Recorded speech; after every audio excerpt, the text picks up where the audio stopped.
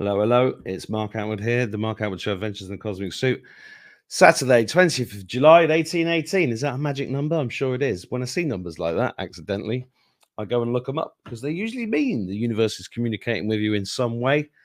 I want to say thank you to everybody that left amazing comments after the video I did with Juliet Renine this week. I think it's on most of my channels, but it's definitely on my Substack. If you haven't been on my Substack, it's diaryofaconspiracytheorist.substack.com. Please go there. That's where there's more stuff. My audio podcast is there as well. And I think I've managed to syndicate that to all the Cabal platforms, which would be interesting. See how long that lasts, because I'm getting kicked off is a kind of thing I do. So this week I posted something on the, let's have a look, on Telegram. Let's see if Telegram sharing works. And I posted this about Freedom Fest 24. Let me just check that's showing on the screen. It is. So Freedom Fest 24, which is at the Gate Hangswell, Syston, Leicester, on Friday the 2nd to Sunday the 4th of August 2024, with Dr. Joe Whitaker, Merv Gaskin, Andrew Bridgen, me, Dave Vos, I think that says, sorry if I've mispronounced that, Dave, Fiona Rose Diamond, John O'Looney, who's been on my show before, the amazing funeral director from the Milton Keynes area, I believe, Dr. Tek Kong, Dr. Mohammed Adil, Reese Thompson, Mick the Ticket, and loads of music from my friend Matt Hoy, Tommy Coyle, Moon Juice, Out of Karma, Daz Nez, who's been on my show a number of times as well, DJ Rasta Mikey, or Mickey, sorry if I've mispronounced that again, Jack and Rhett, Omni Vibes, Ryan Sanders, The Mutineers, Tried Subversion, The Lookout, and the Dog and Gun Band, and tickets are available from frpromotions.co.uk. And I just want to have a look at some of the comments on here. This is interesting. David Cartland says he's coming. That's Dr. David Cartland, also a friend of mine, one of the brave GPs who's spoken out against the genocide in the last few years. Judith says she's not coming, but that's okay. Andrew Bridgen is a Mason, just saying, says Robin. Well, is he or isn't he? And the fact is he's speaking out. And why don't you come along and ask him to yourself? That's what I would do. Let's go down here. Lol will be there. That's good. I feel the same way. No longer needed to listen to people. I enjoy listening to Mark. Well, yeah, I understand that. But getting together is very powerful. It is very powerful when you get together, even if you're not all on the same page. This is all about people of like minds coming together physically, which is why I think that's a good thing. Valerie says there's peace in solitude. However, some may still want to hear some of these speakers. I will try for this, as it's my old stomping ground, wonderful work, and visually, though many would learn more because it is in plain sight. And it's good if you are awake and you don't resonate with all the speakers, you might not like me. It doesn't matter. Come along, because there's a lot of good people going to be there. And when you do get there, you never know who you're going to meet. And it's a great place to take somebody you might know who's just waking up. That's the other thing, because then they see other people are just waking up or have been awake for a long time. And there's a lot to learn. Oh, John Van Dyke, there's no stairs this time, John. It's going to be in a field. So yeah, there we go. We've got yes, new venue, big marquee in a private field at the back of the gate. Hangs well, no stairs. Yeah, there you go. So it's nice. Thanks for leaving the comments on Telegram. There's room for everybody to have their opinions. I'm just saying I'm going to go because I know some of the people behind it are amazing fighting people that have stood up enormously for all of us. And don't forget, anybody that's stood up in the last 4 years is doing it for everybody else. It's not just for them. I didn't start this channel for me. I started it because I was compelled to, because I can't stand to see the human race being murdered in front of my very eyes. And there's one man that I met briefly called Bill, who's going to join me now, and he's part of this whole thing. Hello, Bill. How you doing? Evening. How are you? Good to see you again. And you, sir? Now, it says here, Bill, ex-publican, dethroned by the Soviet Union. Do you want to explain that to the viewers?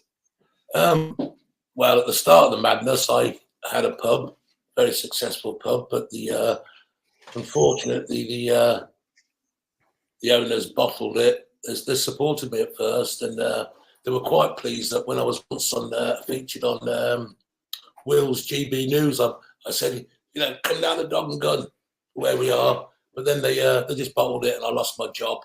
I ended up in court, but yeah, that's all behind me now. But we first started, I guess this is the third year of Syston Freedom Fest, but we did it in the pub under a different guise, really, just because it was a pub. Yeah, so here we are. So that was. So what you mean is that you said no, I'm going to stay open during the nonsense. Oh, during the lockdown. Well, yeah, during the lockdowns, when it all started, I was saying I thought it might be real because I've been made aware that some people might try to be doing us in. When no bodies started piling up and I saw the local undertaker go past, I'm like, where's the stiffs? And he went, Bill, it's a joke. And he explained to me he buried someone this week who'd hung themselves, but because he'd had COVID 20 days before, it's COVID. But what he told me and some of the customers in there enforced me because it was madness. They cut all the who's the people who have to sign a dead body off? They cut the numbers down so the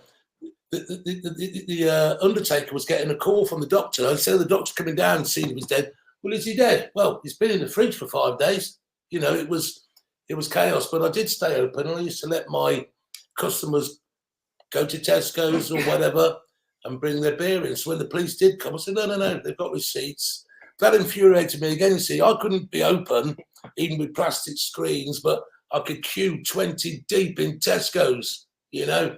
It just didn't make sense, you know. So, yeah, but I had the police calling me a few times, never actually arrested. And mostly, if I'm honest, they were good about it. You know what I mean? Once you talk, they're screwing me, they're screwing your family. You know it's madness. But I get it. Got a job to do, got the mortgage to pay. Everyone's got other.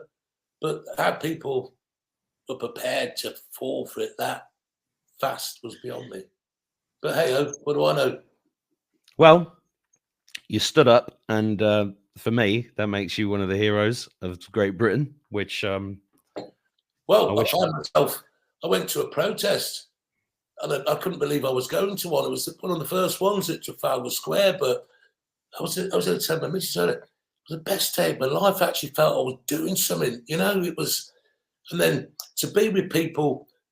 I mean, I'd seen police act unruly at football matches, but not like this for this crowd. It was truly knew something was amiss, you know. And the fact that I thought I'd been I'm going to say I was awake, but I've been told to look at sort of what might be possibly happening in the background, that someone they don't like you. People think their government loves them, but they tax them to the hilt, they screw them to the ground. It's ridiculous. But hey, yeah, I'm just I'm glad I stood up. And it was at the first Leicester protest. It was advertised very low key because it was in lockdown. That's where I met Simon. And then we just became mates. And then we come down the pub. And before we know it, we're doing events down the pub. And then BLM. Sorry, BLM. Oh yeah, it was BLM. Black Landlords Matter. That was. Yeah, because I went to the protest with it. It was this tongue in cheek because it was all when the BLM were kicking off. And deserving of hiding, then the people I was going to petition the government with were, you know, I'd say the first time was 50 plus white. It was ridiculous. But yeah, I took a banner, saved the pubs, and then Black Landlords Matter. It's tongue in cheek, but you know, it was, I forgot about that. No, that's brilliant. And you know, and you guys, you say is this the third year you've been doing this? This is the third year, yeah. And there's been a bit of shenanigans, hasn't there? Because it was booked into a pub. Yes. And then what happened there? Well, because I don't want to besmirch anyone. If we put our hands up, it could be viewed as a political event. So a pub might wish to stay neutral. I've only had the police on the phone this week concerned. I'm like, well, we have got speakers on, but he's not right wing and he's not left wing. He's just, you know, and and I'm trying to. The police have said they're not going to object to it. I said, once again, the crowd I'm expecting, no disrespect, over 50 and white. It's not a rock concert by any means or bunch of youth. You know, convince them the music will go off at night because these people are going to want to get to bed. You know, it's not not to pacify them because to the point where, well, if you're not going to give us a license for it, we're going to do it anyway because it's on private land. So we're trying to act and do it accordingly so we can do it again in other years and expand. You know, it's like, I said, look, you know me, you knew my name. I was at the pub for 5 years. It was the cleanest pub in the area. Never had anyone called for any action at my pub. So I don't know what your problem is. And like, he said, go back, speak to the inspector. But he come back to me and says, unless you hear from me by Monday, I'm not going to object to it. So I'm like, okay.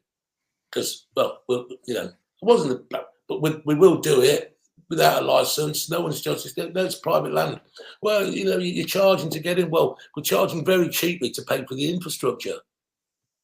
You know, someone's got to have toilets. Well, that's right. You need toilets, you need a marquee, you need a bar, you need all these things cost money to put it on. I mean, and really, if you look how much at the price are, that is a good value. You know, yeah, I know it is. Yeah.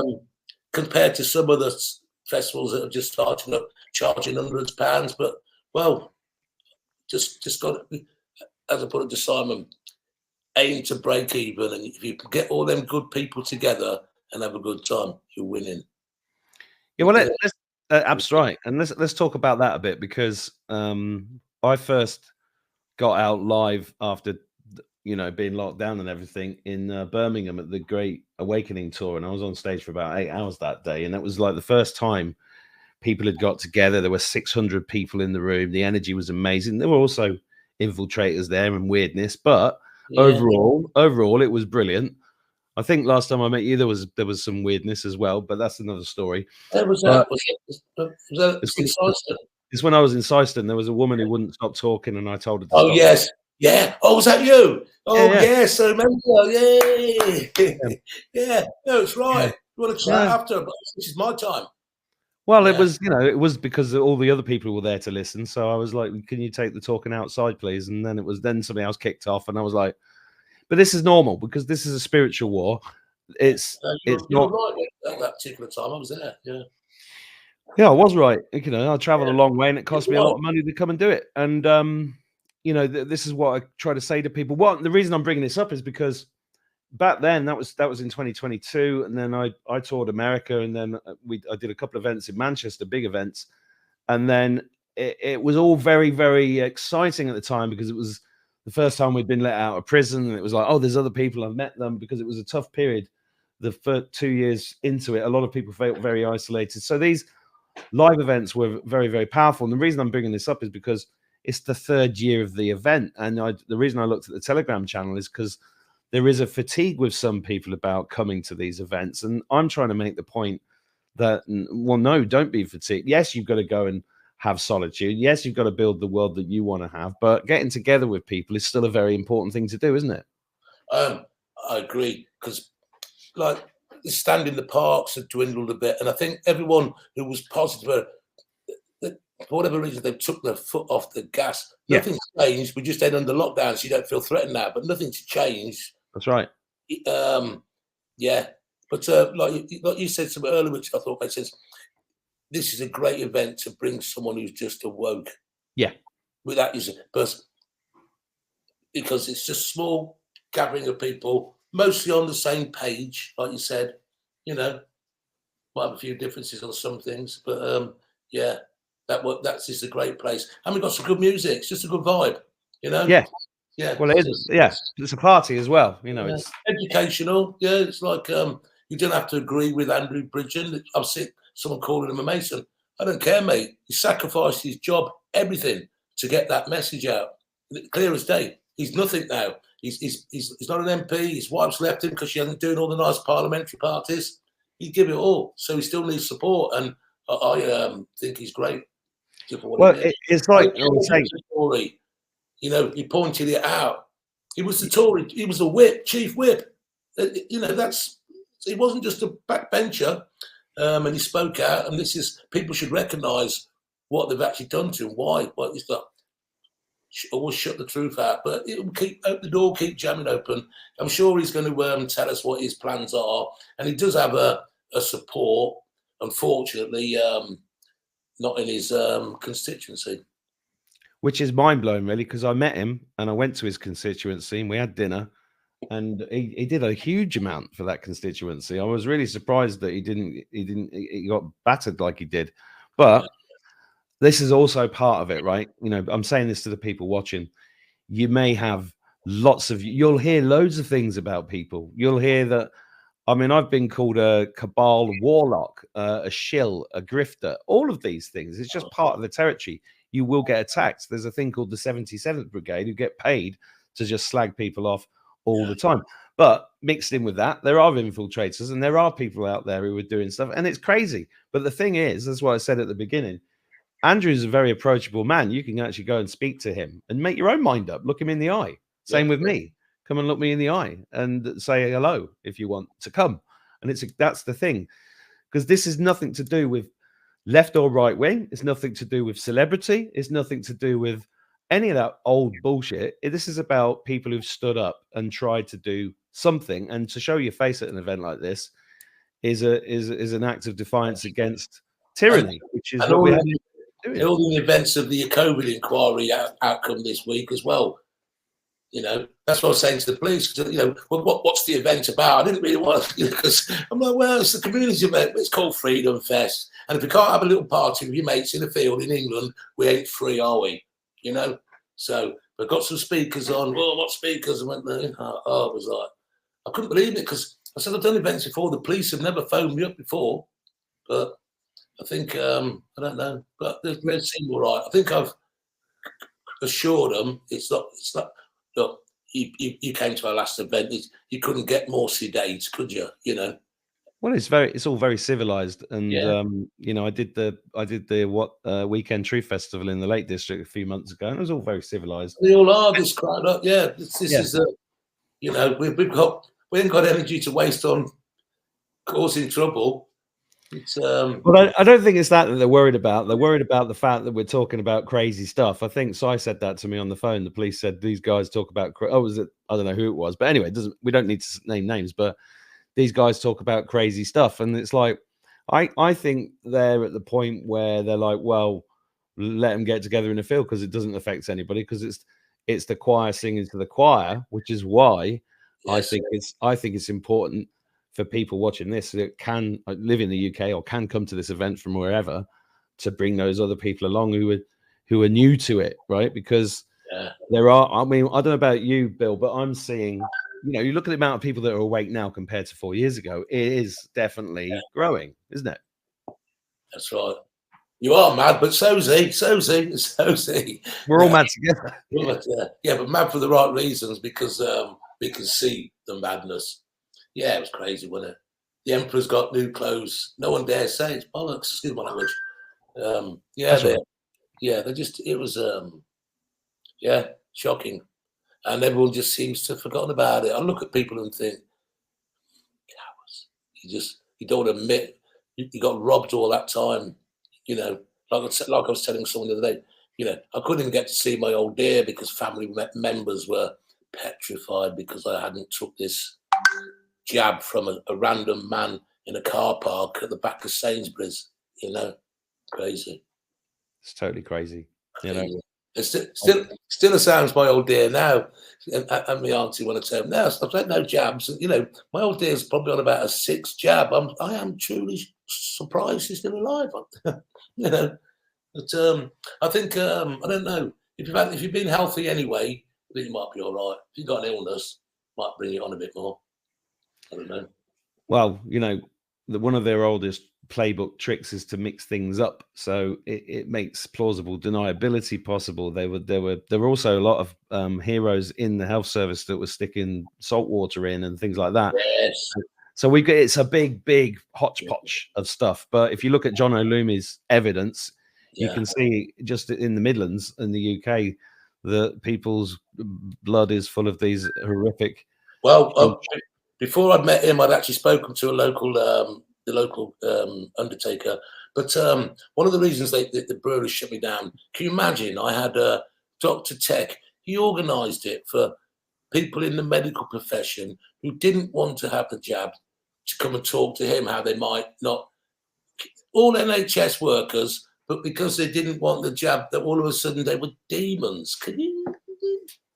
Hello? It's just beyond me. And that was one of the reasons. You go, oh, you're having all this. Yeah, but they're all doctors and nurses.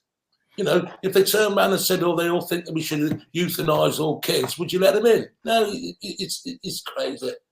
But, yeah, so Dr. Tech's coming. He stood locally. I don't know how he got on, but he's a nice bloke. But people, I don't know what happened. I don't know what happened to the boat where he was. Was it Labour? Yeah, Labour, yeah. You know, don't want to say anything too much on there. Well, I'm just going to share the screen and remind everybody watching. The website is frpromotions.co.uk. Yeah. You can go there, and this is the site, and this tells you all the details. 50 quid camping for the weekend, 30 quid. This is cheap. No camping, 30 quid. Yeah. 10 quid a day to get in. I mean, it's pretty good. It's really good. And the tickets. We've been really lucky because when the pub bottled it, and they can't blame them really because they are a big chain. Oh, well, I didn't realise that. Yeah. Yeah, but so I don't want to besmirch them because they're big in the town, all right. But a customer that I knew from when I used to have my pub, he used to drink down there, and he's like, you can use my field bill. And I wasn't surprised because I knew he was awake. You know what I mean?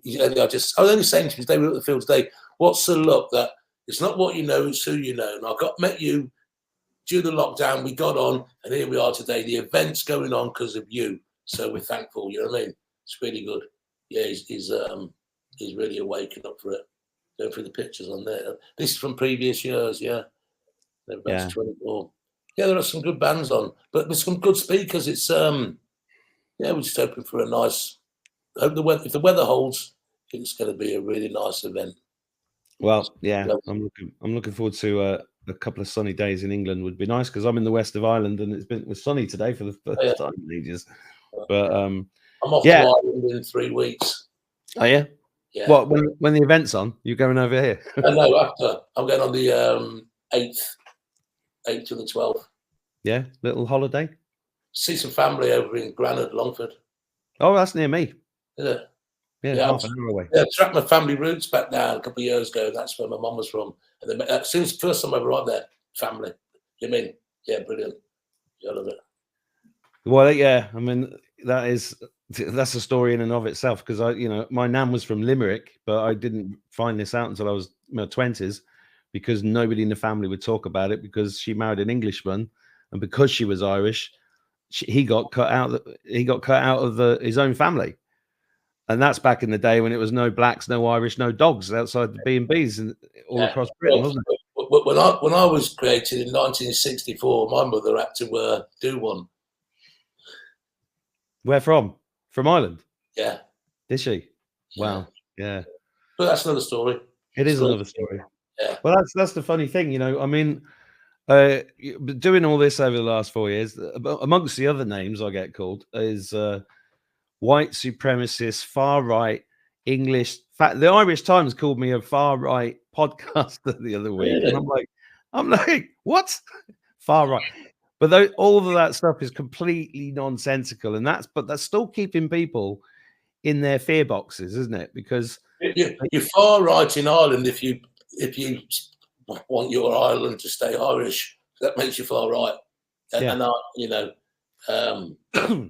Yeah, that's another story. But the Irish, I'm surprised what's happening in Ireland. To be fair, given the struggle they had after 700 years, and then the 36 counties. I'm surprised they're putting up with that. I really am. I was surprised. There's a lot of good people doing a lot of good work here and standing up, but because the place was pommeled so hard over such a long period of time, I mean, really badly for centuries. I think that's the reason why people just rolled over. A lot of people rolled over, and it was pretty sad. And the same with Northern Ireland as well. I mean, I was shocked. That I thought Northern Ireland the Northern Irish would stand up and just blast the government out, but no, and it's the depths of the octopus go very, very deep, and there's a lot of money. There's a lot of money involved, and there's a lot of people who sold their souls a long time ago that were prepared for this time. I think, don't you? Yeah, we'll probably not talk about the Ireland issue. We don't want to knock on the door. No, so I've got friends, lots of friends up there. They did a talk because I did a live talk here in the local pub, and we got Professor Ian McDermott, who's a world famous knee surgeon who spoke out against COVID and what came here to do a talk on medical ethics. And the whole crowd in the pub were from Northern Ireland, and there were no locals because the locals were too afraid to be seen near it, or they hate me so much they didn't want to come. But fortunately, the landlady of that pub has known me for 20 years, and we've got a good relationship, and she let me do it. But she got phone calls from people saying, do you realize he's a fascist and a racist and a homophobe and all this? And she went, bollocks. Yeah. Thank God, because that's what we need. We need more people to be able to do the lockdown was harsh for them in Ireland. Literally like because fine for going outside the village. Literally, yeah, crazy. I got stopped and interrogated round the corner going to the bloody shops. It was ridiculous. How did people fall for that so fast? But yeah, anyway, going back to Freedom Fest. Yeah, we'd love to see any of you come down. We'll give you a warm welcome. Come and say hello. And come and listen to the speakers, mingle, make some new friends and acquaintances, and go home and spread some love. What you've learned. Well, that's the perfect way to end that show, Bill. And I look forward to seeing you there, and Si, and all the other people that I know, and all the ones I've not met yet. So if you can come along, I'm going to leave the link below this video. I've already mentioned it 2 or 3 times on the show. If you can come, please come. I'm just going to show people what to do, because even if you can't come, I'm asking you as an audience member, wherever you are in the world, it doesn't make any difference, to just go and do this in case you don't know how to do it. So you go to the frpromotions.co.uk website, and then just when you see this poster here, just right click it with your mouse, click save image as, like this, and then you can just go and post that on your own social media, Facebook, Twitter, Telegram, wherever you are, and just post it and put a link to the website, frpromotions.co.uk, and just let more people know, because there's no way of advertising this kind of event apart from coming on shows like this and getting people to share it. And that's how we use their weapons against them. So even if you can't come, share it and say, yes, please come. Any of your audience members appreciate that. It's a really good idea. And yeah, for the sake of a few clicks, you could get someone to come. It might be amazed and awakened. Yeah, and also, yeah, sorry, great. Thank you very much. And also, Si and Bill are putting a lot of effort into this sort of thing. They don't make any money out of it. They're doing this because all the right reasons, which is why. Simon, listen, if you can just put a gig on and break even and entertain these people, that's a winner in my book. You mean I've never made any money on a gig, but I still stand back and go, yeah, all these people are having a good time because I put this together. That's all that matters.